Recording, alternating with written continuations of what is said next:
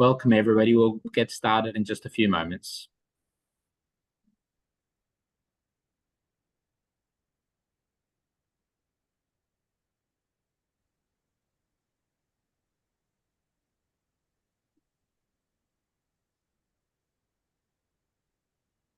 Thanks for joining. We'll be starting shortly.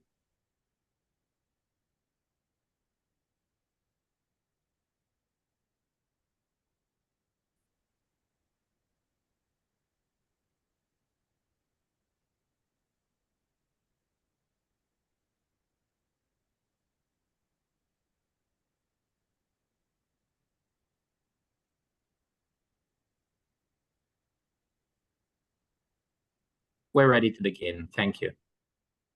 Thank you, Danny.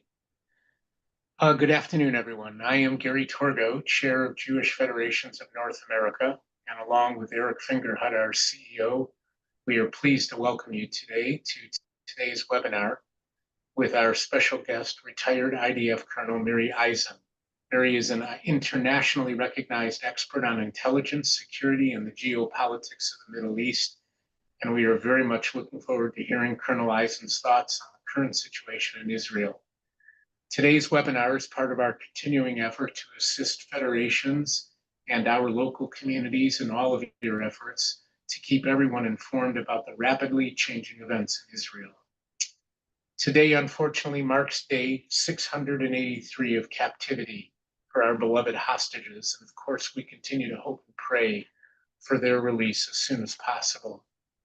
Today also begins the Yortzeit of Herschel Goldberg, Poland, Carmel Gat, Eden Yerushalmi, Alexander Lobanov, Almog Sarusi, and Master Sergeant Ori Danino, who were murdered 1 year ago by Hamas in the tunnels of Gaza. May their memories be a blessing, and may their wonderful families continue to be comforted by the thoughts and prayers of Jews around the world. We also join in prayer today for the safety of Israel's soldiers, who risk their lives each day to defend our people, and for the security of Israeli citizens living under constant threat. We stand in solidarity with the state of Israel as it faces unprecedented challenges and makes critical and difficult decisions in its effort to protect the nation and to hopefully pave the way with God's help toward a safer future. As we all know, since October 7th, our federation system has mobilized hundreds of millions of dollars to support Israel's urgent needs, providing trauma relief, medical care, housing, and direct support to displaced families and communities under attack. And now all our federations are engaged both individually and collectively in the important work of helping Israel recover and rebuild. There is so much to be done to rebuild homes that have been destroyed, livelihoods that have been shattered, and lives that have been forever altered. And with all of your help, we will do all that we can to aid and assist our brothers and sisters in Israel. We are also very mindful of the suffering of innocent civilians in Gaza, who continue to endure deteriorating conditions under Hamas's rule. And we pray for a time when peace and security will bring relief to all in the region. At the same time, we have strengthened our advocacy and security efforts here in North America, doing our best to ensure that Jewish communities in the diaspora feel safe, supported, and connected. In moments like these, we are reminded that true leadership requires both strength and compassion, caring for the collective while never losing sight of the individuals. This message is echoed in last week's Torah portion of Akev, where Moshe describes God as the God of gods and the Lord of lords, great, mighty, and awesome. And in the very next verse, the Torah teaches that the same all-powerful creator undertakes the cause of the orphan and the widow. Our sages teach us in the Talmudic tractate of Megillah that true greatness is revealed precisely in this combination: infinite power paired with intimate care. God is not only the creator of the macrocosm, who creates galaxies and governs history, but also the God of the microcosm, who bends down to lift a single broken heart. Real leadership mirrors this model. It means fighting for the collective good and protecting the nation while never losing sight of the individual. We know it. Each soul is a universe, and every single one matters. and together in unity, we are stronger than any challenge before us. Thank you for all that you continue to do here at home and for our collective prayers and hopes for the people of Israel, our hostages in Gaza, and the Jewish nation worldwide. It is now my pleasure to ask our CEO, Eric Fingerhut, to introduce his conversation with Colonel Eisen, and we thank you for joining. Eric? Thank you, Gary, and thank you, everyone, for joining us. Retired Colonel Miri Eisen is a senior fellow at the International Institute for Counterterrorism at Reichman University in Herzliya, Israel. Miri has a deep background in the intelligence, security, and diplomacy worlds, and is a frequent commentator on these issues in world media. Her appearances include CNN, Fox News, BBC, MSNBC, and extensive quotes in the New York Times, Washington Post, Wall Street Journal, and many more. She's been interviewed by Christiane Amanpour, Fareed Zakaria, and other leading media figures. During her 20 years in the IDF, she served in a variety of positions in Israeli military intelligence, including the intelligence officer of a regional border brigade, the Syria Department in the Northern Command, the intel officer of the Israeli Airborne Division, and an assistant to the Director of Military Intelligence. As a full colonel, she served as the deputy head of the Combat Intelligence Corps. In all her positions, she was the first woman to serve in such capacity.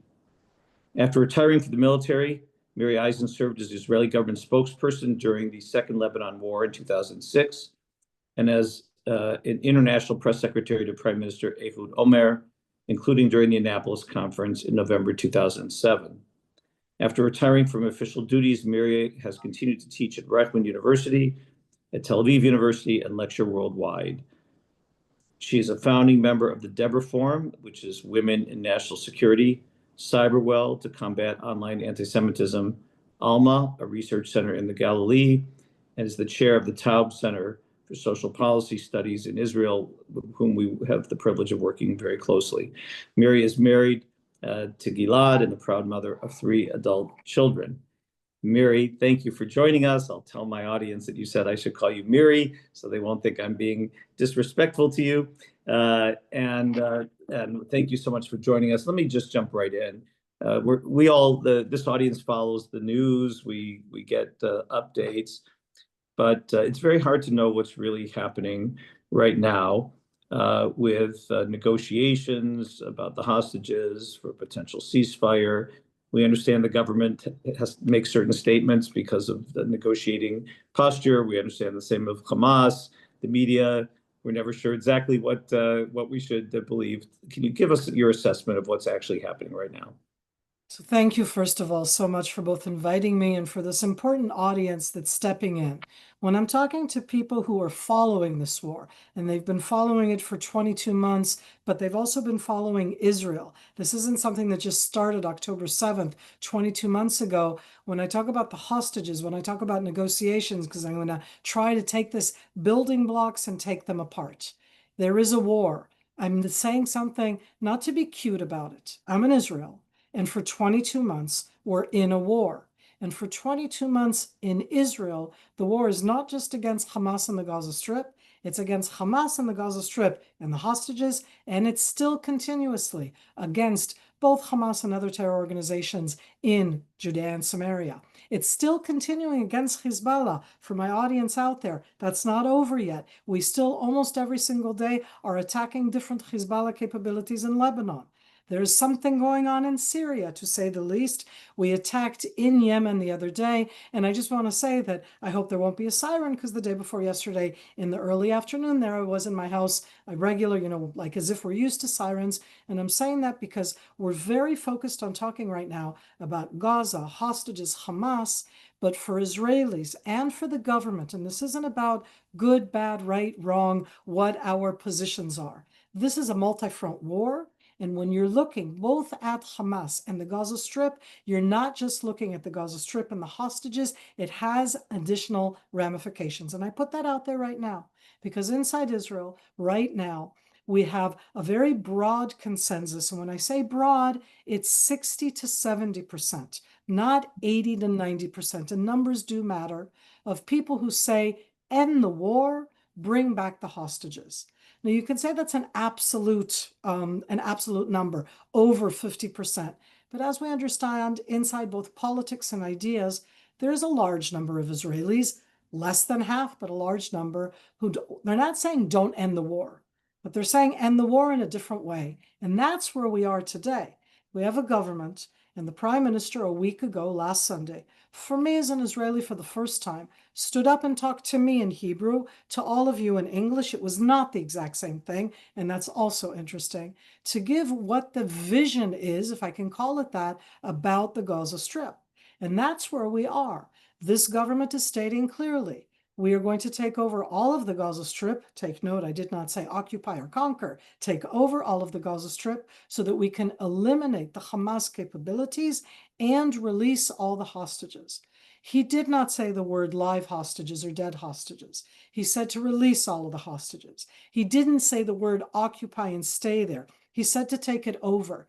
You may not like the vision, but it's a clear one. I may not agree with it, but we each have our opinions. But that's where we are. We're in the negotiations right now. The government is saying all of the 20 alive, 30 dead, or whatever it is right now, and an end to the war. But for Israel, the end to the war does not include leaving all of the Gaza Strip. And that is for this government. And that is the crucial point that we all need to be listening to when we go through all of the different materials. Hamas say end of war. They never say all 50 hostages. They never say that. But when they say end of war, they say all of Israelis out of the Gaza Strip. We say end of war, all 50 hostages, and that we're not leaving the Gaza Strip. And that's a huge difference. And all of the negotiations are over those issues. So if that's the case, then is there any possibility of a compromise? There's always going to be a compromise. And I'm not being cute about this, but at the end of the day, Eric, every war has an end. And when I say every war has an end, it's always going to be in that who's going to compromise more?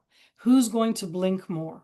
So for those who support, this isn't about being for. I don't like military campaigns. I think that war is a horrible thing that you want to avoid, but sometimes you can't avoid. Hamas, in that sense, thinks right now that it doesn't have to pay a price in the sense of giving back the 50. It even doesn't want to give back the 50. And I say it with my heart broken as I was listening before to what Gary was in his introduction, because today's the Yortzeit. You're inside Israel right now, okay? It's a year since the day that for Israelis, and I think for all of you watching right now, was the worst day after October 7th. What happened on that day? Hamas, on purpose, executed 6 hostages rather than Israeli troops get to them. And I give that to you because I need us all to swallow deep. There is no happily ever after. There is no good resolution. So it does come down to compromise. And I absolutely think that this government also will compromise at the end because the war cannot go on forever. But as it stands right now, the big gap is on the issue of, will Israel stop attacking Hamas? We don't attack the civilians. We attack Hamas. We target the different aspects. A war is a very complicated place. It's very harsh. But as we do so, it's to keep Hamas off balance so that they're not the ones defining the rules of the game. And my heart goes out and I say, stop everything. Just stop the war, get the hostages. The price that you pay for that is also a price. There is no easy resolution. And within that realm, the government right now has a position that more than half of Israelis don't support that position, but they are in power and they have the right to make those decisions. And so we go out and protest, but it's not that they don't have the power to make those decisions. And I want to be clear, it isn't about they're doing something wrong and what we're saying is right. It's 2 different approaches to an intractable, impossible problem. So I just want to understand very clearly. Before I do that, I want to say that we are going to go to Q&A today. If any member of the audience has a question, they should put it in the Q&A function. And my colleague, Danny Wasser, is going to go through the questions and is going to read a selection of the questions. So please feel free to put your questions there. But I want to be very clear. When you say more than half, 60%, maybe 70% of the Israeli public wants to end the war, disagrees with the government, wants to end the war, and therefore get the hostages home. Does that mean that they would accept the Hamas demand that the Israeli military completely leave the Gaza Strip? That would be the follow-up question that most people don't realize, because when you ask that, they'll go, well, hem ha. And I think that my biggest challenge right now is that at the end, we're so polarized inside Israel, and we were polarized before we went into this war, and now the issue has become a polarization within the war about this issue. Because at the end, you know what? Do you want to be living anywhere in Israel where Hamas are still in control on the other side of the border? And the other side of that is, really, you want us to continue this war, which seems so stalemate, so without, military achievements. And so why keep on doing it? Because there is a military dividend, and I want to be clear on that one. The military dividend is that Hamas is not defining the rules of the game inside the Gaza Strip. We're not and if we take it all over, as the prime minister says, they won't be able to define the rules of the game. All they'll be able to do is to attack Israeli troops. People go, what? So we're putting more soldiers at risk? We have 50 hostages there. What are we going to do if Hamas is still in control? And I'm not taking us back to the beginning, okay? It's at the end. We're already in this war 22 months. We've had an impact. But right now, it's not just the two players, and I did this on purpose like this, because it's not just about Hamas and Israel, or the Palestinians within the Gaza Strip and Hamas is part of the Palestinians, or the Israeli government, and then Miri and other people who have different ideas. No. Who impacts Hamas? Let's ask that question. Who impacts Israel? How are we going to live here? And there's a lot of things that come in and are having an impact. I'll give you some on the Israeli side and some on the Hamas Palestinian side, because in Israel right now, today they brought out the budget. You have to pay for a war. Do you know how a war is expensive? So are you going to raise taxes? Who wants to raise taxes? Are you going to raise the VAT? That immediately hits the poor. Are you going to cut? They announced today that they're cutting the budget of all of the different ministries in Israel. But that means that there's less money for all sorts of things that we want to have as services inside Israel because we pay taxes, but you have to pay for the war. Okay, so let's put the economic side on that one. We're all in trauma. You're all in trauma too, but we're all in trauma. Soldiers are in trauma. We've had a growing number, and it's a big issue inside Israel, of especially reservists, the ones who have been serving in their 20s and their 30s, not necessarily the regular soldiers, who are committing suicide. That's a horrible thing inside the wonderful state of Israel that I live in. That's something that we have to address. After 22 months, it's really hard. On the other hand, you look at the Palestinians and you go, Palestinians is one issue, Hamas is a different issue. Who really impacts Hamas? Who will make them say at the end, here, we're giving you back the 50? And I want to say sadly, I don't know any force that actually really impacts Hamas in the Gaza Strip. And so I sit here and I say, I want to end this war. I want us to stop. I want the 50 to come back. And Miri, and this is my opinion, okay? I'm here to give you the challenges of where we live right now. I look at terrorism and I say what Hamas is doing is twisting, poking the hole, and it's, what I'm going to call the handbook of terrorism. They're scaring us, they're terrorizing us, they're holding the hostages because the hostages are a strategic asset for them. They have no interest to give them back. I'm worried. My God, I'm going to say something horrible to this amazing audience. I'm worried that they would prefer now to execute 1, 2, 3 of these hostages now just to tear us apart, because it would tear us apart. What will we do? That's terrorism. That's to terrorize us. They're doing it to impact us. And so as I said, it's not that I think I would like us to stop, but that's me, Miri. And I say that because I see the incremental aspect of what the military does, but I also understand, even if I don't agree, the voices that say we got to keep on going because Hamas is not going to let go. So I want to keep pressing on this question a little bit because I think this is the piece that we in America, as much as we love Israel and our hearts are there, we can't make this decision for the Israelis. On the question of Hamas, for those who wish to keep going, who believe that you must defeat Hamas, you must eradicate Hamas, and there's no choice but to continue to go forward, whatever that percentage of the public is, it's clearly the position of the government. I ask myself, is that even possible? I mean, I was in, you may know, I was in public office years ago. We went through 9/11 and the Iraq War and Afghanistan and the Taliban. We tried to eradicate the Taliban for years, and there's still a Taliban in Afghanistan. Some say Hamas is an idea, can't be eradicated. It will always live on. Can it be? This is your area of expertise. If we continue, and the government's policy is to continue, can there be a defeat of Hamas? So first of all, you asked it as a dichotomy, either yes or no. And as we both understand, life is never like that. I don't know and you don't know. But that's why it's a different kind of choice. You've put up all of the different difficult choices, okay? I'm less looking at Iraq. That to me is something very different. I'm much more in that sense when you look at Afghanistan. And similar to the Taliban in Afghanistan, who are Pashto, local speaking people who have retaken over, I don't know if that's the correct term for it, but have taken over and are now ruling over Afghanistan. Most definitely, I look and say, I don't want that to be of what Hamas will be doing, not in Gaza Strip. And remember, they're also in Judea and Samaria. And for that matter, they can be in additional places. Can you eradicate, or more correctly, make a very strong impact on their military capability? I'll say it in the following terms. They're not just a terror organization, they're a terror army.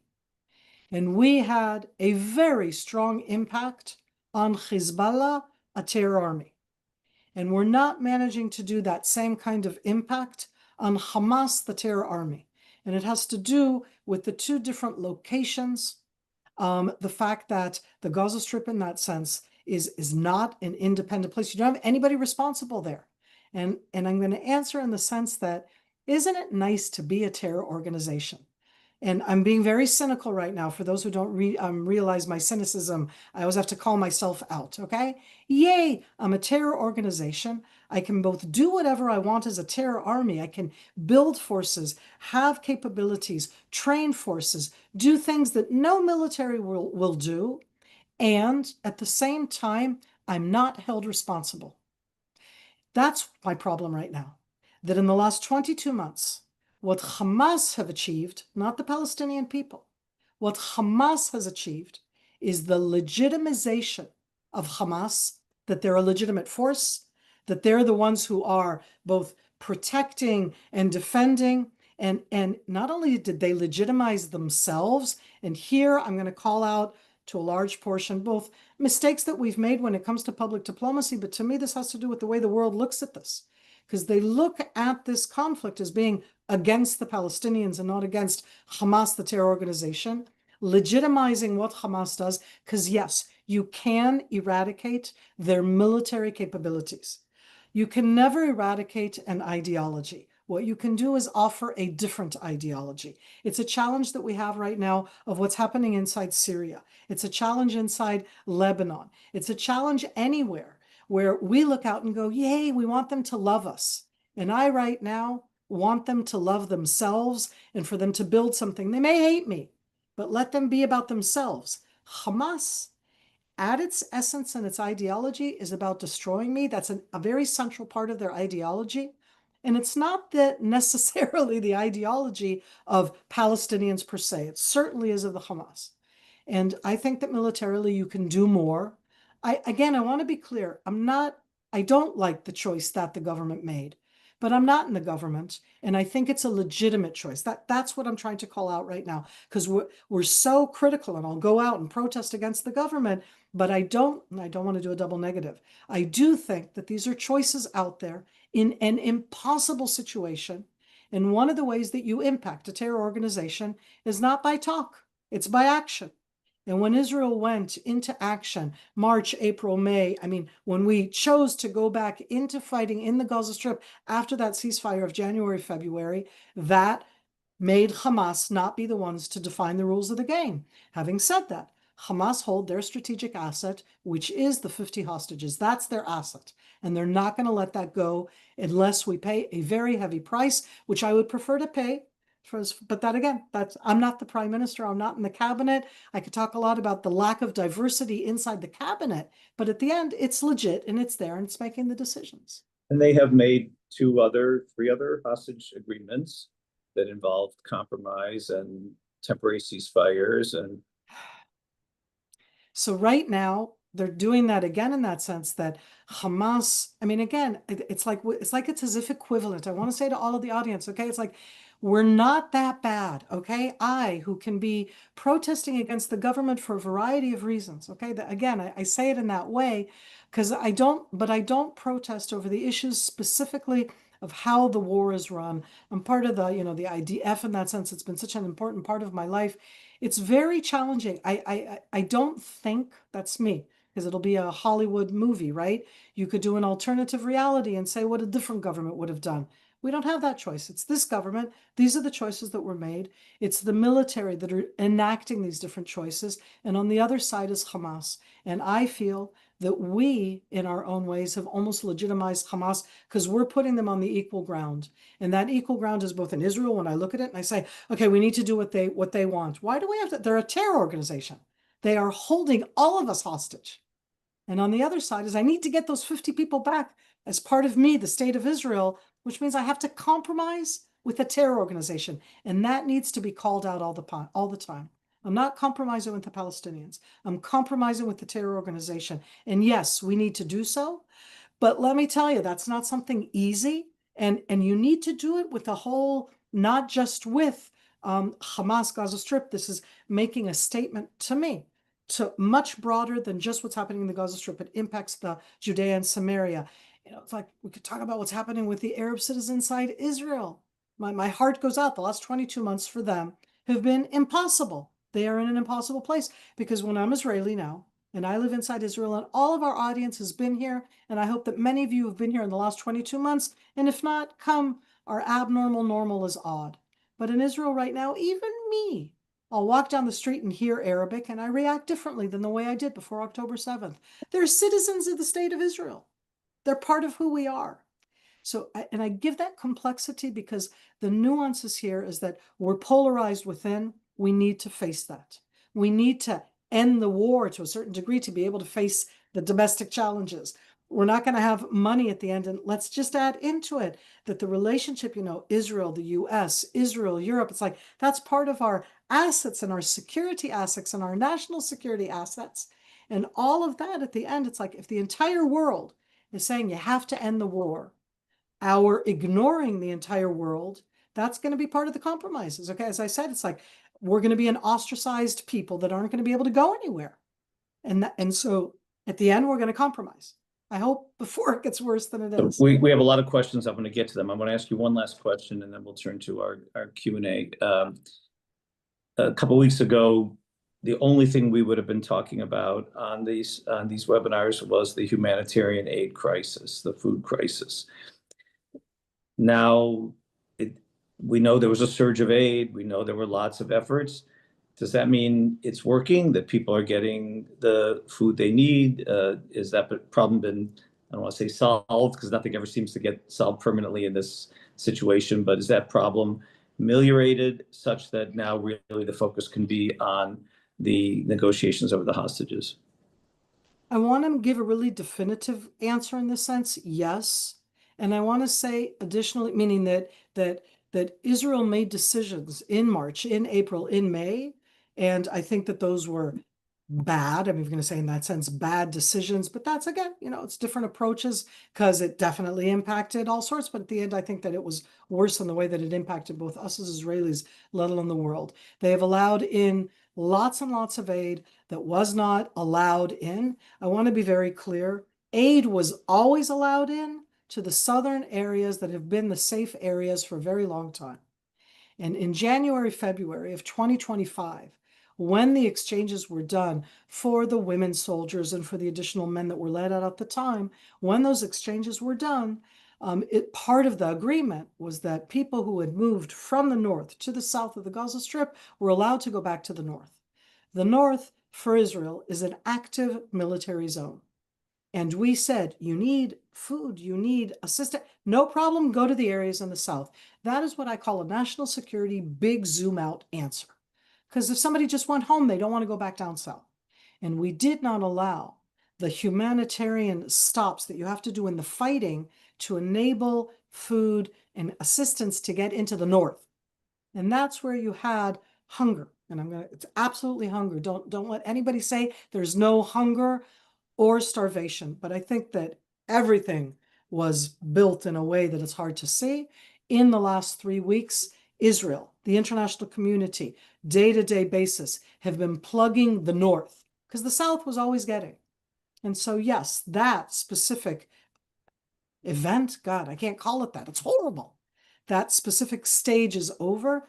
As soon as you go back to high intensity fighting, you have to stop the fighting to go in, to be able to let humanitarian aid in. You have to stop fighting. And fighting has been consistent against Hamas to keep them off balance so that they're not the ones defining the rules of the game.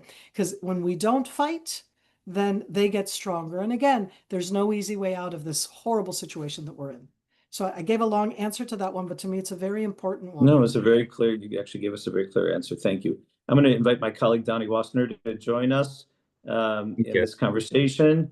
And Donnie, you've been monitoring the Q&A. Would you like to pose a question for Miri from the Q&A?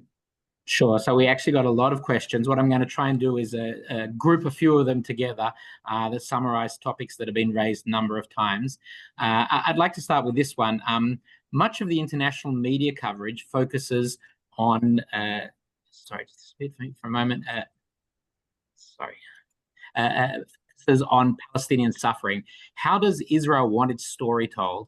How can Jewish Federation leaders in North America best communicate Israel's perspective to their communities and counter misinformation?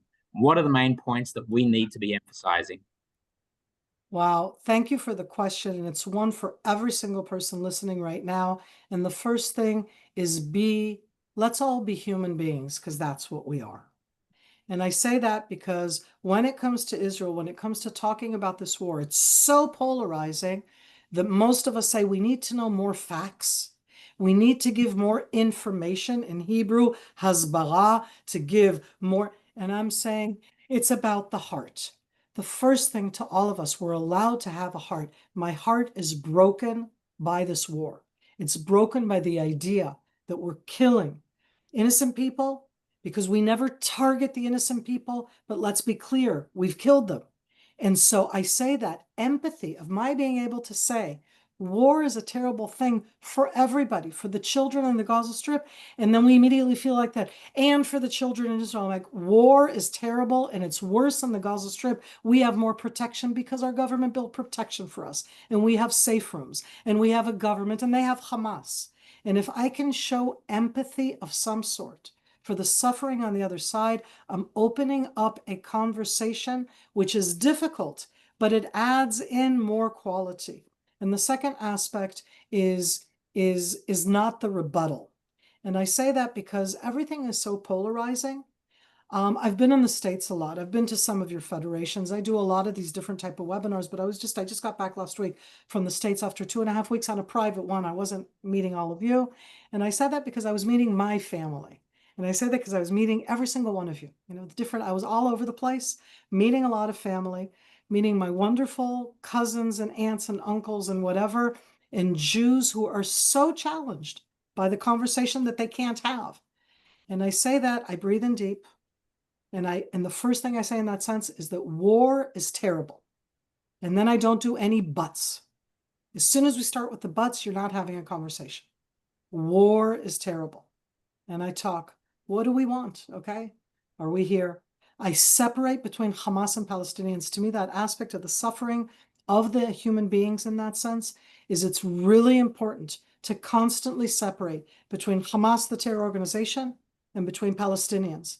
And all of you who want to write me right now, Hamas are Palestinians, you're right.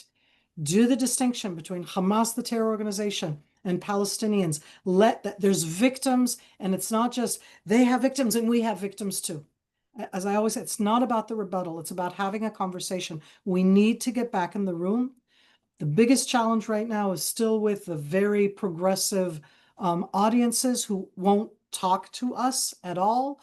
And to open up that door, a little bit of empathy, Start a conversation. We could do a whole session on this at a different time, but it's so important, as I said, the empathy, the not rebuttal, and trying in that sense not to give data. People don't want data. They want a heart.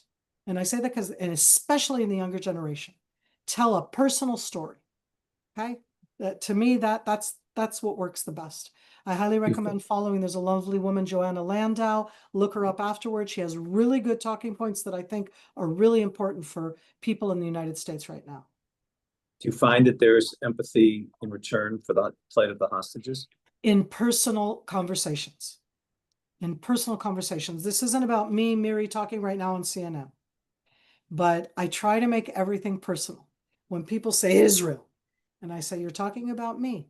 When people say the IDF, I say, I'm a colonel, my husband's a colonel, all three of my children are serving. When you're blaming us, you're blaming me.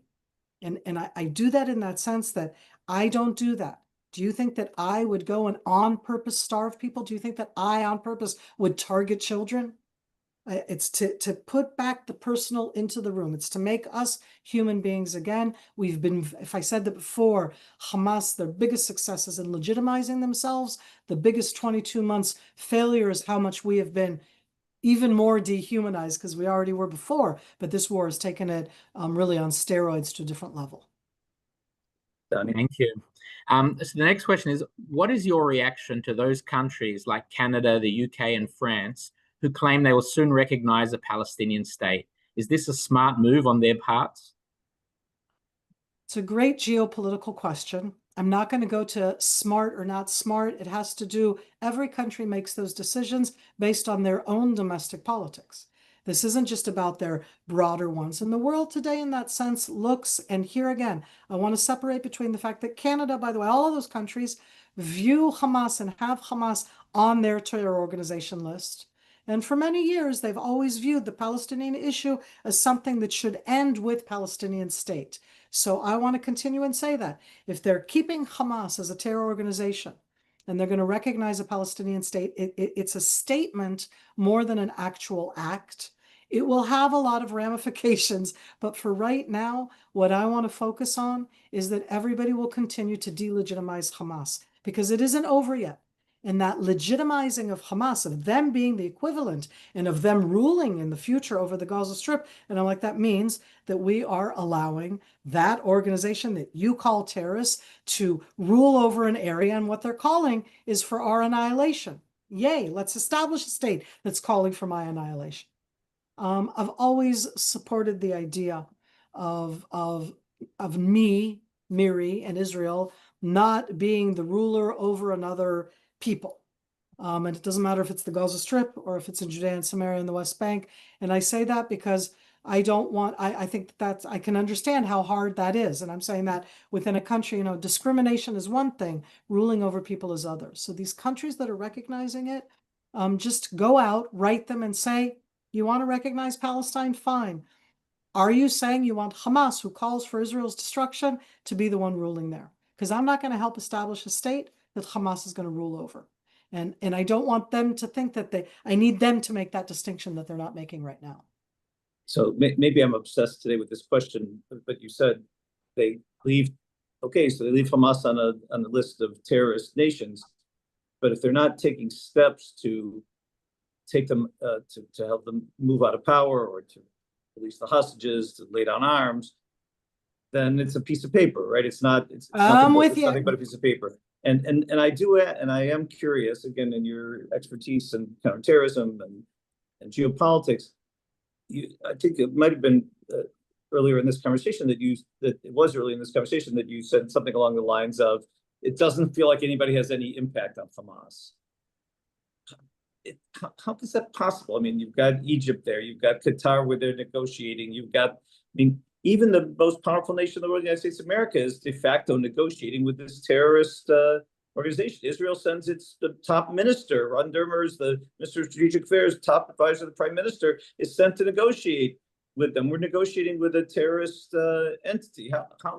How is it possible that we're going to let's make, okay, so two distinctions.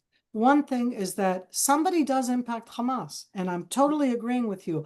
For me, what happened in these 22 months is that nobody's impacting Hamas. They're not using any of the capabilities that they have to impact. They're not trying to stop them. Not Qatar. Egypt, it's much more complicated because Egypt, at the end, it seems such an obvious direction, yet it's not happening. So there must be an explanation why it's not happening. Now let's get into domestic nasty issues that make things so Or challenging. even you could just All right, go I'm gonna where say, I no, think I you're want to going, add. go domestically Okay. and also domestically here too. Yes, and okay, so yes, but I've thought of Qatar, as I call them, that the nice way of putting it is that Qatar is the Dennis the Menace of the Middle East, but that makes it cute with a little thing in their hair, okay? They're not cute, and they absolutely back completely Hamas in that way. A few things. One, Israel and Israelis, not Ron Dermer, not the head of the Mossad, no, Israelis do not meet Hamas directly. United States of America, under this administration, for the first time, as far as I know, met Hamas representatives directly. That's a very big change that only happened in 2025 with this administration. It has not happened in the past. We negotiate with terrorists through intermediaries. It can be Egypt, it can be Qatar, it can be Germany. There have been all sorts of different intermediaries in the past. And in this, we were always different from the United States of America, or for that matter, the UK, who always say we don't negotiate with terrorists. We do. And we do, because we are a different country. And we're that Jewish country, and we have the IDF. And if I'm sending my kids to be drafted, or if my parents sent me to be drafted, part of that is that we're going to get back our people. We bring them back home. And part of the 22 months in that shever, the break inside Israeli society, is that it wasn't just soldiers that were taken. It was 255 human beings, citizens, non-citizens, babies, older people. And so when you're bringing them on back and in, that whole aspect of course, you're going to negotiate. You have to get them back. And the voices right now inside Israel that are basically saying we don't negotiate with terrorists are new. And again, it's like, I think of it as our strength and our weakness at the exact same point. Because as an Israeli, it gives me strength. I know I have my back. I know they're going to bring me back. 22 months, they haven't brought me back. That's a strength. It strengthens society. And it's a weakness because every single terror organization knows, look at the modus operandi to throw Israel off kilter. By the way, the United States did not negotiate with the Islamic State over Americans that were taken both in Iraq and in Syria in 2013, 14, 15. And Eric, I'm not sure if you're aware of that, but the Islamic State executed 16 Americans. And what would happen there is that families would pay ransom, but the United States wouldn't negotiate. And so, you could say you're not going to negotiate. You're going to get back dead bodies. It's also the Jewish value of Pidyon Shvurim, right? This is mitzvah gedolah. Absolutely. Absolutely. Redeem the captives. Danny, what's next on your list? So speaking about Hamas is a good segue to the next question, which is, what is Israel thinking about Gaza's long-term governance? What are the options? So the options have been on the table from October 2023, and we're already in August 2025. Here we already get into ideologies that are at play throughout the Middle East. For Israel and the different Israeli governments, it shouldn't be Hamas, okay? Then you get to the next stage. If it's not Hamas, who is it?